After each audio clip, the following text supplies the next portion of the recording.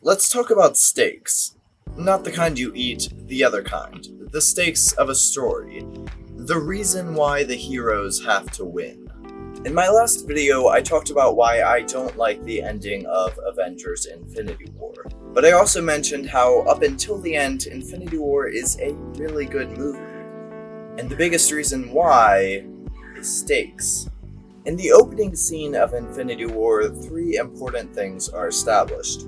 Who Thanos is, what he wants, and how he's going to get it. We see that his goal is to wipe out half of the universe. He's going to do that by collecting all 6 Infinity Stones, 2 of which he already has, and he's powerful enough to beat up Thor, Hulk, and Loki. Right off the bat, we have our stakes. And this brings us to the problem with Avengers Endgame. Endgame is 3 hours long. That's a really long time. But it's still possible to make a 3-hour-long movie that isn't boring. So, aside from the runtime, why is Endgame such a boring movie? In a typical story, we start with our exposition, all the information the audience needs before the story really starts rolling. In Endgame, this information is that Tony and Nebula have been brought back to Earth, the Avengers found Thanos and killed him, and then we jump forward 5 years in time. And all of that takes 20 minutes. The original Star Wars gave the audience all the information they needed to understand a completely new sci-fi universe in under a minute. And then after that, it takes another 40 minutes of establishing that everyone is sad and then getting the team together before we finally reach the end of Act 1. But again, the problem here isn't just how long this all takes. It's that there still aren't any real stakes. In Infinity War, the stakes are that if the heroes fail, then Thanos will kill half the universe. In Endgame, the stakes are that if the heroes fail, then everything will continue to be the way it's been for the past 5 years. That's a lot less exciting. But of course, those aren't the real stakes. The real stakes begin here, when the Thanos of 2014 finds Nebula and figures out the whole time travel plan. And that doesn't happen until over an hour and a half into the movie. You can watch the entirety of Men in Black in the same amount of time that it takes Avengers Endgame just to introduce the main conflict of the story. But now that we have some actual stakes, the plot should start picking up, right? Well, not exactly. Act 2 bounces back and forth between 4 separate stories. Iron Man, Captain America, Hulk, and Ant-Man go to New York, Thor and Rocket go to Asgard, Hawkeye and Black Widow go to Vormir, and War Machine and Nebula go to Morag. Only one of those 4 stories actually advances the stakes of this movie. That means that even after the stakes have been introduced, we still have to bounce between 3 other subplots before the stakes can be advanced. So when this finally manifests itself into an actual conflict 2 hours into the movie, when Thanos comes to the present, the stakes have only been around for around 30 minutes. And most of that time was spent with scenes that have nothing to do with Thanos. So to finally answer the question you've been asking since you saw the title of this video, why are stakes like steaks? Because they have to marinate. In Infinity War, the threat of Thanos snapping his fingers is introduced at the beginning and resolved at the end.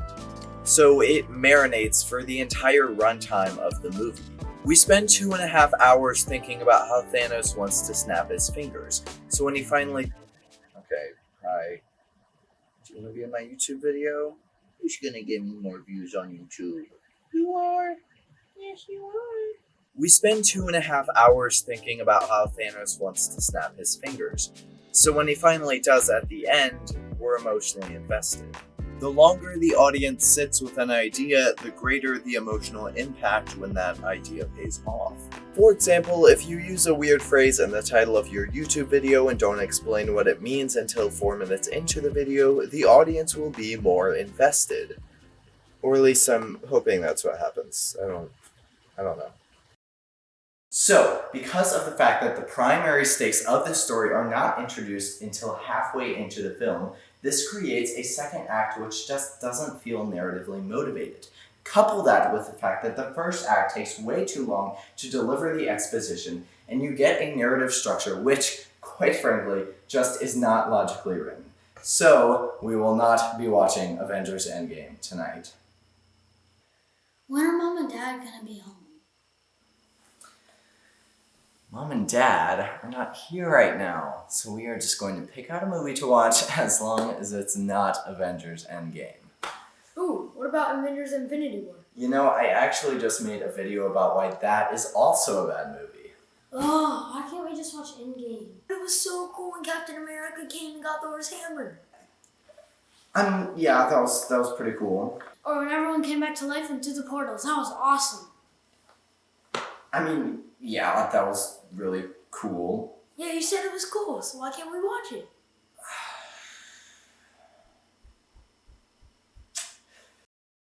I know I just spent about 4 minutes explaining why Endgame is a poorly written movie, but I still kinda like it. For all of the boring scenes and dragged out runtime, I can't help but smile when Thor's hammer flies into Captain America's hands, or when the portals open and everyone we love comes through them, while the Avengers theme song plays in the background in a sequence that ends with Captain America finally saying "Avengers Assemble."